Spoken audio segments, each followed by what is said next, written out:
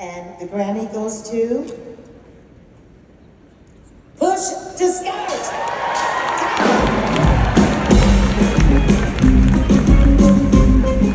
So the 68th Grammy Award has just concluded, and just like every other competitive event, there were winners and there were non-winners. Notice how I didn't say losers. You'll understand better by the end of this video. Amongst the many winners for the Grammys on Sunday, South African sensation and pop it girl Tyla took home the award for Best African Performance. Again, she first won in 2024 for her hit single Water. And as always, emotions are high. Some people were happy, some were upset.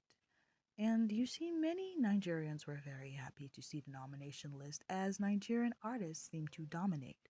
From Wizkid and Ira Star's Gimme That to Burna Boy's Love and Omale and Davido's Without You, which was a major hit globally.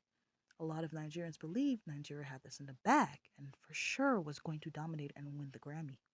So much so that a lot of socialized fans, influencers, already began congratulating Davido before the award even took place. They were too sure that it was going to be him, especially when he even showed up with his wife, Chioma. But things ended up being different from what was expected. And the Grammy goes to Push to Start. The Grammys has always had its annoying unpredictability. Or is it really that unpredictable? What even is the criteria for the Academy selection? What do they use as determining factors for who wins? Well, according to their websites, all the voting is done by the Recording Academy, and this year about 15,000 people were eligible to vote for the Grammys, including musicians, producers, lyricists, and even people who wrote album liner notes. So this shows that power is not in the hands of fans. Your records do not matter. It depends on what the Academy members choose to vote for or against. I guess if you take this more into account, it helps us understand more why it seems some artists get the awards and others do not. But there's always been this question: are the Grammys using some artists for clout? Because it's kind of unsettling as a conspiracy theory that many fans always speculate every Grammy season. They always invite an artist, maybe they perform, maybe they nominate them. They give them many nominations, but they end up not going home with even a single one. Why do these artists get nominated? Why are they so hyped? Why are they allowed to even perform? Yet they get nothing. And this brings me to the humiliation ritual conspiracy theory. Last year, Billie Eilish's album received at least 7 different nominations, yet lost all of them. Many say that they rectified it by giving her a Grammy this year for her song Wildflower, but it still doesn't change the fact that they had Billie Eilish looking like this in the Grammys last year. And this year, Justin Bieber performed at the Grammys, yet did not win any of the categories he was nominated for either.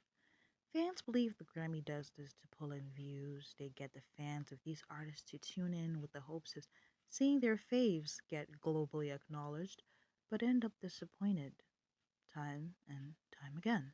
Really, it reminds me of the time when BTS were nominated 3 consecutive times for a Grammy Award from 2019 to 2022, yet they didn't win, even once.